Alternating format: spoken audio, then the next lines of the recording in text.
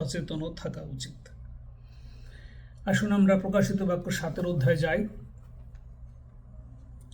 আর প্রকাশিত বাক্য 7 অধ্যায় আলোচনাতে আছে যে ঈশ্বরের দাসগণের মুদ্রাঙ্কন ও স্বর্গীয় সুখের বর্ণনা। অদ্ভুত। আমরা 6 অধ্যায় দেখলাম যে কিভাবে অভিশাপগুলি ধীরে ধীরে ধীরে ধীরে মানব জাতিকে শেষের দিকে মানব জাতির শেষ পরিণতিতে নিয়ে যাবে। এখন 7 অধ্যায়ে এসে একটু স্বস্তি লাগলো, একটু ভালো লাগতেছে আমাদের যে ঈশ্বর এবারে পরিত্রাণ দিবে অনেককে এবং স্বর্গীয় সুখের একটা প্রত্যাশা উনি এই অভিশাপ ঢেলে দিচ্ছে, তার মধ্যেও আবার একটু যেন প্রভু যীশু আমাদের স্মরণ করিয়ে দিচ্ছে যে দেখো, ভয়ের কিছু নেই, যারা আমার তাদের ভয়ের কিছু নেই। তো 7 অধ্যায় থেকে আমরা পাঠ করে যাই এবং আলোচনা করি। তারপরে আমি দেখিলাম পৃথিবীর চারিকোণে 4 দূত দাঁড়াইয়া আছেন। তাহারা পৃথিবীর চারি বায়ু ধরিয়া রাখিতেছেন, যেন পৃথিবীর কিংবা সমুদ্রের কিংবা কোনো বৃক্ষের উপরে বায়ু না বহে। এটুকুই যদি আমরা আলোচনা করি এক পদ নিয়ে, এক পদের আলোচনা করতে গিয়ে আজকে আমরা মূল কয়েকটি বিষয়ই আলোচনা করব 7 অধ্যায়।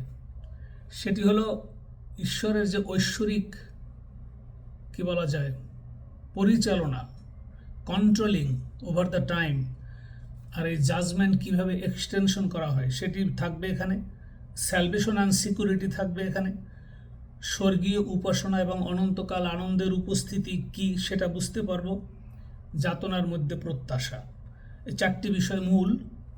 এবং প্রথম আলোচনায় আমরা আসি যে বায়ু নিয়ে যে কথা বলা হয়েছে, যে 4 কোণে 4 দূত দাঁড়াইয়া আছেন, তাহারা পৃথিবীর 4 বায়ু ধরিয়া রাখিতেছেন। তো ভেরি ইন্টারেস্টিং। 135 গীতে যদি আমরা একটু যাই, গীত সংহিতে 135 দেখি বায়ুর সম্বন্ধে সেই 3000 বছর আগে প্রায় কি সেখানে গীত সংহিতায় লেখা আছে। 135 গীতে যদি আমরা যাই 7 পদে বলা আছে, তিনি পৃথিবীর প্রান্ত হইতে বাষ্প উত্থাপন করেন, তিনি বৃষ্টির নিমিত্ত বিদ্যুৎ গঠন করেন, আপন ভাণ্ডার হইতে বায়ু বাহির করিয়া আনেন। মানে ঈশ্বর যে সবকিছু কন্ট্রোল করে, তার হাতের মুঠায় সবকিছু, সেটি দেখেন অনেক পূর্ব থেকেই তিনি বলে দিয়েছেন যে আপন ভাণ্ডার হইতে তিনি বায়ু বাহির করিয়া আনেন। তাহলে আমরা সেই বাতাসের ব্যাপারে আমরা দেখলাম যে কিভাবে সেই বাতাস, পৃথিবীর 4 কোণে 4 দূত, তারা কিভাবে এই বাতাসকে তারা ছাড়ে বা ধরে বা পরিচালনা করে, বলে সব ঈশ্বর করান। তো এই বিষয়ে যদি জিরোমীয় ভাববাদীর 1:50 যাই, দেখি সেখানে এই বায়ু দ্বারা তিনি কি করেন। জিরোমীয় ভাববাদীর 1:50 যদি যাই,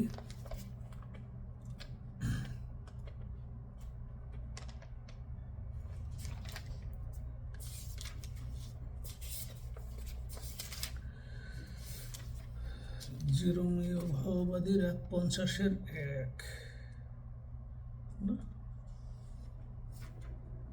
জিরোমীয় 1:50 কি লেখা আছে? সদাপ্রভু এই কথা কহেন, দেখো আমি বাবিলের বিরুদ্ধে ও লেপকামাই নিবাসীদের বিরুদ্ধে, মানে শত্রুগণের বিরুদ্ধে এক বিনাশক বায়ু উৎপন্ন করিব। এখানে ফিউচার টেন্স বলা হয়েছে যে সামনে এমন দিন আসবে যখন ঈশ্বরের শত্রুদের বিরুদ্ধে, এবং বাবিলের নামটা এখানে বিশেষ করে বলা হয়েছে কি কারণে? যে এই বাবিল শহরেই ভাষাভেদ হয়েছিল এবং ঈশ্বরের বিরুদ্ধে সেই নিমরদ, প্রধান সেনাপতি, প্রধান পালক বাবিল টাওয়ারের, এবং তার সেই শয়তানিক স্ত্রী সেমিরামাস এবং তাদের অবৈধ সন্তান তাম্বুজ, যেটা একটি শয়তানিক ট্রিনিটি। এই জন্য ঈশ্বর পূর্ব থেকেই পরিকল্পনা করেছে যে হে বাবিল, তুমি আমার বিরুদ্ধে লাগছো। এটা হলো অ্যান্টিখ্রাইস্ট, যে সব এক জাতি ছিল, সবাইকে একত্রিত করে ঈশ্বরের বিরুদ্ধে ধাবিত করা। সেটা তারা করেছিল। তাদের জন্য যে শাস্তি নিরূপণ করা হয়েছে, হে বাবিল, তোমার বিরুদ্ধে এক বিনাশক বায়ু উৎপন্ন করিব আমি। কখন করিব উৎপন্ন? এই সেই প্রকাশিত বাক্যে এসে এখন সেই বায়ু প্রবাহিত হবে, সেই বিনাশক বায়ু। পরে 2 পদে আমরা পড়ি, পরে দেখিলাম আর এক দূত সূর্যের উদয়স্থান হইতে উঠিয়া আসিতেছেন, তাহার কাছে জীবন্ত ঈশ্বরের মুদ্রা আছে। তিনি উচ্চস্বরে ডাকিয়া যে 4 দূতকে পৃথিবীর ও সমুদ্রের হানি করিবার ক্ষমতা দত্ত হইয়াছিল তাহাদিগকে কহিলেন, মানে যারা সেই বায়ু ধরে রাখার যে কাজ, যে দায়িত্ব ঈশ্বর তাদেরকে দিয়েছে, তাদেরকে এখন সেই বিনাশক বায়ু প্রবাহিত করা হবে পৃথিবীর উপর দিয়ে, এবং একটি ধ্বংসযজ্ঞ সেখানে হবে। সেই বিনাশক বায়ু প্রবাহের আগে এখন আবার কি বলছে ঈশ্বর, যে স্বর্গদূতরা এখন বলছে যে তোমরা যারা বাতাস নিয়ে বসে আছো, যে বাতাসটা ছেড়ে দেবে আর ধ্বংস হবে, একটু ধৈর্য ধরো প্লিজ। সেই স্বর্গদূতদেরকে বলা হচ্ছে যে তোমরা একটু ধৈর্য ধরো। কেন ধৈর্য ধরবে আমরা শুনি 3 পদ থেকে। আমরা যে পর্যন্ত, স্বর্গদূত বলতেছে, সূর্যের উদয় থেকে আর এক স্বর্গদূত এসে বলতেছে, আমরা যে পর্যন্ত আমাদের ঈশ্বরের দাসগণকে ললাটে মুদ্রাঙ্কিত না করি, সেই পর্যন্ত তোমরা পৃথিবীর কিংবা সমুদ্রের কিংবা বৃক্ষসমূহের হানি করিও না। মানে ঘটনাগুলো সবই সুন্দর পরিকল্পিতভাবে হওয়া। ধ্বংস আসবে, প্রভু আগে থাকতেই সেই বিনাশক বায়ু তৈরি করে রেখেছেন। এখন স্বর্গদূতরা বলছে যে এই বিনাশের আগে একটু অপেক্ষা করো, কারণ যাদেরকে আমরা এই যাতনার কালের মধ্যে, এই 7 বছর যাতনার কালের আমরা এখনো প্রথম দিকে আছি। সুতরাং আগে যারা যিশুর বিশ্বাসী বীর, তাদেরকে আগে মুক্ত করে নেই, তাদেরকে আগে মুদ্রাঙ্কিত করি, তাদের আগে সিল মেরে রাখি, তারপরে তোমরা সেটা প্রবাহিত করো। এইবারে কি লেখা, পরে আমি ওই মুদ্রাঙ্কিত লোকদের সংখ্যা শুনিলাম, ইসরায়েল সন্তানদের সমস্ত বংশের 1,44,000 লোক মুদ্রাঙ্কিত। অর্থাৎ সামনে আরো বিপদ আসতেছে। বিনাশক বায়ু শুধু নয়, যুদ্ধ মহামারী একটার পর একটা আসতেই থাকবে। তার আগে আমি আমার এই মনোনীত লোকদেরকে আগে সিল দিয়ে তাদের চিহ্নিত করে রাখি। সেগুলি কারা? এই যে জিউসদের 12 বংশের, এক এক বংশের 12,000 করে, তো 12 12 1,44,000 যারা ঈশ্বরের দৃষ্টিতে মনোনীত, তাদেরকে নির্বাচন করা হইল। 5 পদ থেকে 8 পদ পর্যন্ত আমরা দেখব প্রত্যেক বংশে 12,000 করে। তাদেরকে এই শেষ সময়ের আগে পরিত্রাণ ঢেলে দেওয়া হইল এবং কপালে সিল দিয়ে তাদের সিকিউরিটি দেওয়া হইল যে এখন মহা সংকট আসবে, তোমাদের ভয়ের কিছু নেই। সুতরাং তাদেরকে আগে তৈরি করলো, সেই প্রোটেকশন দিল, সিকিউরিটি দিল, সালভেশন দিল। মুদ্রাঙ্কিত করা মানে তাদেরকে সিল করে রাখা হইল। এখানে হলো যেটা অথেন্টিক প্রোটেকশন, যে শয়তান তাদের কোনোভাবে আর হানি করতে পারবে না। এটা হলো স্বর্গীয় মুদ্রাঙ্ক বা সিল তাদেরকে দেওয়া হলো। 9 পদ, ইহার পরে আমি দৃষ্টিপাত করিলাম, আর দেখো, প্রত্যেক জাতির ও বংশের ও প্রজাবৃন্দের ও ভাষার বিস্তর লোক, তাহা গণনা করিতে সমর্থ কেহ ছিল না, তাহারা সিংহাসনের সম্মুখে ও মেষশাবকের সম্মুখে দাঁড়াইয়াছে। তাহারা শুক্ল বস্ত্র পরিহিত। অদ্ভুত।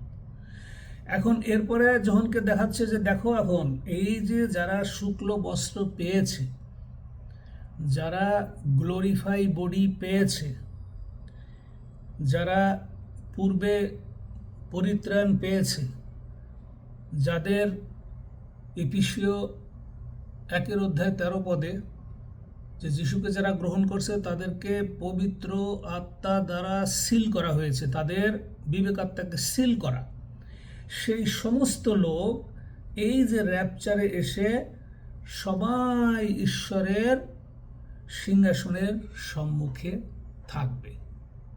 এটা যখনকে দেখাইল যে দেখো এই অবস্থাটা হবে, এরা সবাই এখানে তখন উপস্থিত থাকবে। স্বর্গীয় সুখ কি তারা সেটা দেখবে। শুক্ল বস্ত্র পরিহিত ও তাহাদের হস্তে খজ্জুর পত্র, এবং তাহারা উচ্চরবে চিৎকার করিয়া কহিতেছে, পরিত্রাণ আমাদের ঈশ্বরের, যিনি সিংহাসনে বসিয়া আছেন, এবং মেষশাবকের দান। আমেন। এখন এই জিনিসটা কি, এই বিষয়টি আমরা বুঝতে গেলে আবার আমরা দেখতে পারি যে প্রভু যেমন জিউসদেরকে এখন রক্ষা করলো কেন, এক সময় তিনি দ্বিতীয় বিবরণে দেখব যে মিশর দেশের অত্যাচার থেকে, মিশর দেশের দাসত্ব থেকে ঈশ্বর তার মনোনীত জাতিকে, ফরৌনকে উপরে আঘাত দিয়ে দিয়ে সেখান থেকে, সেই বিপদ থেকে তাদেরকে উঠিয়ে নিয়ে এসেছিল। এখন আজকেও যাদেরকে উঠিয়ে নিয়ে যাওয়া হবে সেই র্যাপচারের মাধ্যমে, এই সবাই উপরে থাকবে এবং তাদের হস্তে খজ্জুর পত্র। এটা কি? এটি আবার যোহন 12:13 পদে যদি আমরা যাই, যোহন 12:13 পদে আমরা যদি যাই, 13 পদে, পরদিন পর্বে আগত বিস্তর লোক যিশু জেরুসালেমে আসিতেছেন শুনিতে পাইয়া খজ্জুর পত্র লইয়া তাহার সহিত সাক্ষাৎ করিতে বাহির হইল, আর উচ্চ স্বরে বলিতে লাগিল, হোসান্না, ধন্য তিনি যিনি প্রভুর নামে আসিতেছেন, যিনি ইসরায়েলের রাজা। তখন যিশু একটি গর্দশাবক পাইয়া তাহার উপরে বসিলেন, যেমন লেখা আছে, ওই সিয়ন কন্যে, ভয় করিও না, দেখো তোমার রাজা আসিতেছেন, গর্দব শাবকে চড়িয়া আসিতেছেন। এই যে ইসরায়েলের রাজা, এখন এই জিউসদের জন্য কিন্তু এই 7 বছরের যাতনার কাল। তাহলে জিউসদের জন্য এই 7 বছরের যাতনার কাল হলে আজকে সেই যাতনার মধ্যে আবারও যিশু এখানে তার স্বর্গদূত দ্বারা সেই বিষয়টিই স্বর্গে দেখালেন যে দেখো, সেই যে পূর্বে যিশু যখন আসছে তিনি কে ছিলেন, তিনিই সৃষ্টিকর্তা, তিনি এই ঈশ্বর। আজকে স্বর্গীয় স্থানে তার সিংহাসনের সম্মুখে হাজার হাজার কোটি কোটি বিশ্বাসী লোকরা সেখানে সমবেত, এবং তারা এখনো সেই খজ্জুর পত্র, তার মানে তার ওয়েলকাম দেওয়ার যে বিষয়টা, মেইনলি তাকে গৌরব দেওয়া, যীশু খ্রিস্টকে প্রশংসা দেওয়া, গৌরব দেওয়া, তার পবিত্রতাকে ধারণ করা, তার উপাসনা করা, স্বর্গে সেটি হচ্ছে। সেটি যোহনকে পরিষ্কারভাবে বুঝিয়ে দিয়েছে যে এখানে এসে সবাইকে এভাবে উপাসনা করতে হবে, এবং সেখানে সবাই বলে কি, পরিত্রাণ আমাদের ঈশ্বরের, যিনি সিংহাসনে বসিয়ে আছেন। তার মানে যিশু পূর্ব থেকেই সব বলে দিয়েছেন, আর আজকে শেষ সময় এসেও আবার যোহনকে বলল যে তুমি আমার এই চিঠি সব মণ্ডলীতে দিয়ে দাও, এই যে শেষ চিঠি, এরপরে আর কেউ লিখবে না, আর কোনো ভাওবাদী আসবে না। এই যোহন যোহন বাপ্তায়জক, এই যোহন, তিনি এই যোহন ছিলেন কিন্তু পুরোহিত। তো এই যোহনই শেষ পর্যন্ত পাটন দ্বীপে নির্বাসিত হয়ে এই যিশুর চিঠি প্রকাশ করলেন। আর কোনো ভাওবাদী নাই, এই যোহনই কিন্তু শেষ ভাওবাদী। এরপরে যারা নিজেদেরকে ভাওবাদী বলে সেটা আসলে ঠিক না, তারা হয়তো পরিচারক বা প্রচারক, কিন্তু ভাওবাদী আর কেউ নাই। এই জন্য এই শেষ চিঠি যিশু সব মণ্ডলীকে দিতে বলল, যেটা সবাইকে জানিয়ে দাও যে ভয়ের কিছু নাই। তোমরা যেমন জেরুসালেমে যিশুকে ফিজিক্যালি দেখতে পেয়েছো, রাজা হিসেবে তাকে সম্বোধন করছো, একইভাবে স্বর্গীয় স্থানেও তুমি এই যিশুকেই রাজা হিসেবে দেখবে, প্রভু হিসেবে দেখবে, তার উপাসনা তোমরা করবে। অদ্ভুত। 11 পদ। আর সমুদয় দূত সিংহাসনের ও প্রাচীন বর্গের ও চারি প্রাণীর চারিদিকে দাঁড়াইয়াছিলেন। তাহারা সিংহাসনের সম্মুখে অধোমুখে প্রণিপাত করিয়া ঈশ্বরের ভজনা করিয়া কহিলেন, আমেন। আমেন অর্থ এই সমস্ত কিছুর উপরে আমরা, এই সমস্ত সত্যের উপরে আমরা একমত পোষণ করি এবং আমরা সবাই এটিকে সাপোর্ট করি এবং সবাই আমরা এটাকে সমর্থন করি। এই আমেন মানে সমর্থন করা, মানে আমি একাত্মতা ঘোষণা করি। এই প্রভু যিশুর এই পবিত্র সিংহাসনের সম্মুখের এই উপাসনা, এই সমস্ত কিছু আমরা সমর্থন করি এবং ধন্যবাদ ও গৌরব ও জ্ঞান ও প্রশংসা ও সমাদর ও পরাক্রম ও শক্তি যুগ বর্ষায়ের যুগে যুগে আমাদের ঈশ্বরের প্রতি বর্তুক। আমেন। আবারও সমর্থন দেওয়া হইল যে তিনিই সর্বের সর্বা, তিনিই সর্ব সৃষ্টিকর্তা, গৌরব এবং মহিমা তারই পাওয়ার যোগ্য এবং তিনিই একমাত্র আমাদের আধ্যাত্মিক পিতা, যিনি আমাদের যুগ পর্যায়ের যুগে যুগে তার সঙ্গে রেখে আমাদের লালন পালন করবে। সুতরাং তাঁর উপাসনা কিভাবে স্বর্গে হবে বা সেই নতুন পৃথিবী যে আসতেছে সেখানে কিভাবে হবে, সে বিষয়টি পরিষ্কারভাবে যোহনকে এই স্বর্গদূতরা দেখিয়ে দিলেন তার উপরে নিয়ে। পরে প্রাচীন বর্গের মধ্যে একজন আমাকে কহিলেন, শুক্ল বস্ত্র পরিহিত এই লোকেরা কে ও কোথা হইতে আসিল? আমি তাহাকে বলিলাম, হে আমার প্রভু, তাহা আপনিই জানেন। তিনি আমাকে কহিলেন, ইহারা সেই লোক যাহারা সেই মহাক্লেশের মধ্যে হইতে আসিয়াছে এবং মেষশাবকের রক্তে আপন আপন বস্ত্র ধৌত করিয়াছে ও শুক্ল বর্ণ করিয়াছে। এই জন্য ইহারা ঈশ্বরের সিংহাসনের সম্মুখে আছে এবং তাহারা দিবারাত্র তাহার মন্দিরে তাহার আরাধনা করে। আর যিনি সিংহাসনে বসিয়া আছেন তিনি উহাদের উপরে আপন তাম্বু বিস্তার করিবেন। এখানে কিন্তু আবার ভবিষ্যৎবাণী, মানে ফিউচার টেন্স, এর কারণ হইল 7 বছর এখনো শেষ হয় নাই। তিনি ইহাদের উপরে আপন তাম্বু বিস্তার করিবেন। ইহারা আর কখনো ক্ষুধিত হইবে না, আর কখনো তৃষ্ণার্তও হইবে না, এবং ইহাদের কোনো রৌদ্র বা কোনো উত্তাপ লাগিবে না, কারণ সিংহাসনের মধ্যস্থিত মেষশাবক ইহাদিগকে পালন করিবেন এবং জীবন জলের উনয়ের নিকটে গমন করাইবেন, আর ঈশ্বর ইহাদের সমস্ত নেত্র জল মুছাইয়া দিবেন। এইটা শেষ চিঠি, একেবারে শেষ সময়। তারপরেও ফিউচার টেন্স ব্যবহার করা হয়েছে কেন? যখন 7 বছরের মাত্র জাকবের যাতনার কাল, জাকব মানে হলো ইসরায়েলের যাতনার কাল। যেরমীয় 30-7 পদে দেখবেন যে এই জাকবের যাতনার কাল, মানে জাকব মানে হলো ইসরায়েলের যাতনার কাল। তো 7 বছরে কেবল শুরুতে এই কথাগুলি বলা হয়েছে, এই জন্য ফিউচার টেন্স, যে 7 বছরের পরে যে নতুন পৃথিবী এবং নতুন আকাশ আসতেছে, এবং যারা তোমরা যিশুর নামে যারা হত্যা হয়েছে, যারা প্রভু যীশু খ্রিস্টকে প্রচার করতে গিয়ে তাদের রক্তক্ষরণ হয়েছে, তারা অত্যাচারিত হয়ে মারা গেছেন, এই সমস্ত সাধুগণ এবং যারা খ্রিস্টে প্রকৃতভাবে বিশ্বাসী হয়েছে, পরিত্রাণ পেয়েছে এবং অলরেডি তারা র্যাপচারের উপরে চলে গেছে, র্যাপচারের উপরে তারা চলে যাবে, চলে যাওয়ার পরে যে ফিরে আসবে তখন এসে এই সুখগুলি তারা পাবে। এই হলো স্বর্গীয় সুখ, তাই না? উপর আমরা বলছি স্বর্গীয় সুখের বর্ণনা। এত সুন্দর করে বলা যে এখন র্যাপচার এখনো হয় নাই, কখন হবে আমরা কিন্তু তারিখটা কেউ বলতে পারবে না, এবং হঠাৎ করে হবে নহর জল প্লাবন যেরকম হঠাৎ। কিন্তু শুধু চিহ্নগুলি বারবার যিশুও বলছে, ঈশ্বরও বলেছেন যে চিহ্নগুলি তোমাদেরকে দেখানো হবে, যে দেখো এই চিহ্নগুলি যখন খুব বাড়তে থাকবে, এই অত্যাচার, অনিয়ম, তারপরে অসভ্যতা, তারপরে বর্বরতা, তারপরে যুদ্ধ বিগ্রহ, ভূমিকম্প, জলোচ্ছ্বাস, এই man-made disaster and natural disaster, এগুলির যখন খুব দ্রুত বাড়তে থাকবে, এবং তখন তোমরা ধরে নেবে যে সময়টা অতি সন্নিকট।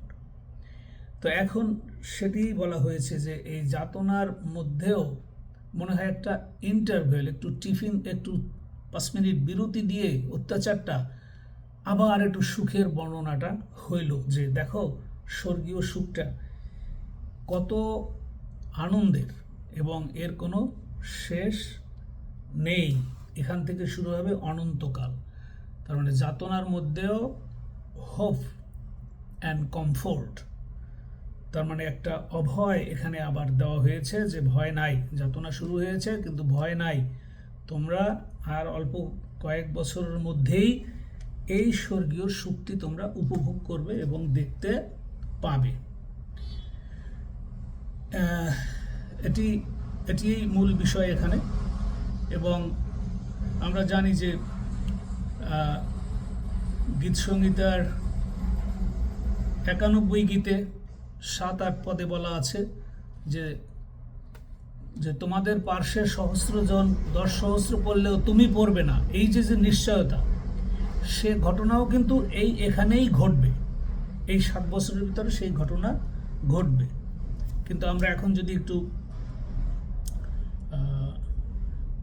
এফেসীয় পুস্তকের 2 অধ্যায়ে যাই, এফেসীয় পুস্তকের 2 অধ্যায়, এফেসীয় পুস্তক 2 অধ্যায় 8-9, সেখানে যদি যাই, সেখানে নিশ্চয়তা দিয়ে রাখছে আমাদের, কেননা অনুগ্রহেই বিশ্বাস দ্বারা তোমরা পরিত্রাণ পাইয়াছ, ইহা তোমাদের হইতে হয় নাই, ঈশ্বরের দান, তাহা কর্মের ফল নয়, যেন কেহ শ্লাঘা না করে। আমেন।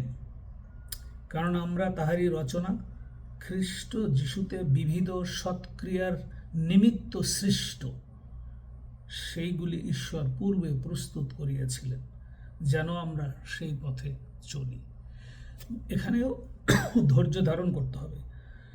ঈশ্বরের দান, আমাদের পরিত্রাণ দেওয়া হয়েছে, আমাদের কর্মের ফল নয়। তার মানে যিশুকে আমরা গ্রহণ করব, তখন তিনি দান করবেন, সেই পবিত্র আত্মা দিয়ে আমাদের সিল করে রাখবেন।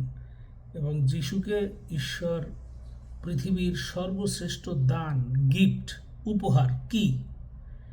এই পৃথিবীর যত গিফট আছে, যত উপহার মানুষ একজন আর একজনকে দেয়, সে ইষ্টের রানী সলোমনকে দিছে, আর সলোমন তাকে কি দিয়েছে? সমস্ত গিফটের সেরা গিফট ছিল যীশু খ্রিস্ট স্বয়ং নিজে। তিনি আসছেন যে এখন তোমার বিশাল সুযোগ, আমি তোমাকে দিলাম, তুমি আমাকে গ্রহণ করো। সুতরাং যারা সেই গ্রহণ করেছে তারাই তার অনুগ্রহ পেয়েছে, তার মানে পরিত্রাণ পেয়েছে। যখন পরিত্রাণ পেয়েছে তখন তারা সেইভড, তাই না? তখন তারা মুক্ত। এবং জোয়েল ভাববাদী 2:11 বলছে, দেখেন প্রভুর দিন কিন্তু ভয়ানক। তার মানে এই যে স্বর্গীয় সুখের কথাটা একটু জানাইয়া আর একটা সাহস সঞ্চয় করালো মধ্যেখানে, ঠিক আছে, যাতনার মধ্যেখানে আর একবার স্বর্গীয় সুখটা। এবং এই যে 12 জাতির 12 বংশের লোকদেরকে বীর হিসেবে মনোনীত করা, এই কাজটা ঈশ্বর করে রাখলেন আগে, কারণ এরপরে আরও যাতনা আসতেছে, ভয়ঙ্কর আলোচনা আসতেছে। সুতরাং প্রিয় ভাই এবং বোনেরা, সকলকে অনুরোধ জানাই, এই পরিত্রাণটিই আমাদের জন্য মূল বিষয়, যা ঈশ্বরের দান। সেটি যেন সবাই ধারণ করে আমরা সেটাকে সুরক্ষা করে রাখতে পারি, সেই অনুরোধ সবাইকে রেখে আমার আলোচনা শেষ করছি। সকলকে ধন্যবাদ। God bless you all. By.